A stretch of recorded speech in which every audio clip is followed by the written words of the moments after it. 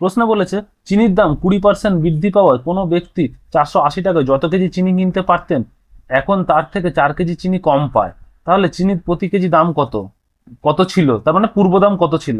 প্রশ্ন অনুযায়ী চিনির দাম বৃদ্ধি পেয়েছে 20%, আর তিনি 480 টাকায় চিনি কিনতেন। 480 টাকায় তিনি যে পরিমাণ চিনি কিনতেন, 480 টাকায় যে পরিমাণ চিনি কিনতেন, সেই পরিমাণ চিনি এখন কিনতে হলে তাকে কত টাকা বেশি খরচা করতে হবে? তাকে বেশি খরচা করতে হবে 20%, এই 20% তাকে বেশি খরচা করতে হবে। অর্থাৎ এই বেশি খরচাটা কত?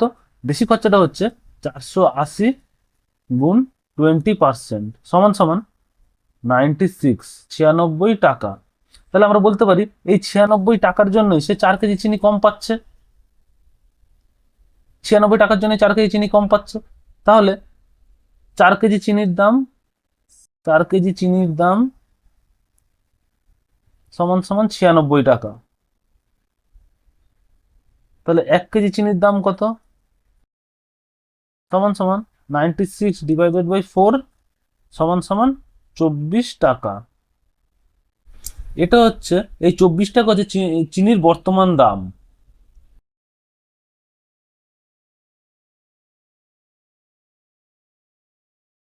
এই 24 টাকা হচ্ছে চিনির বর্তমান দাম।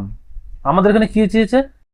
চিনির প্রতি কেজি দাম কত ছিল, তার মানে আগে দাম কত ছিল, 20% বৃদ্ধি পাওয়ার আগে দাম কত ছিল। তাহলে আমরা বলতে পারি চিনির আগে দাম ছিল,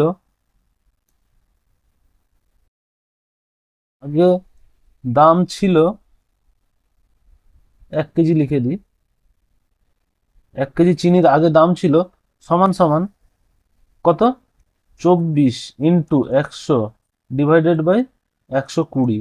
এর কারণ হচ্ছে এইটাতে কি 24 টাকায় কি হচ্ছে, 24 টাকায় হচ্ছে 20% এক্সট্রা দাম লেগে রয়েছে। তার মানে কি, মানে 120% আছে 24 টাকা। তাহলে 100% সমান সমান কত? সমান সমান হচ্ছে কাটাকাটি করলে 0, 12 × 2 = 24 সমান সমান 10 × 2 = 20 টাকা, ঐকিক নিয়ম অনুযায়ী। রৈখিক নিয়ম অনুযায়ী তাহলে চিনির আগে দাম কত ছিল? চিনির আগে দাম ছিল সমান সমান হচ্ছে 20 টাকা। তাহলে আমাদের অপশন হয়ে যাবে চিনির আগে দাম ছিল অপশন এ 20 টাকা।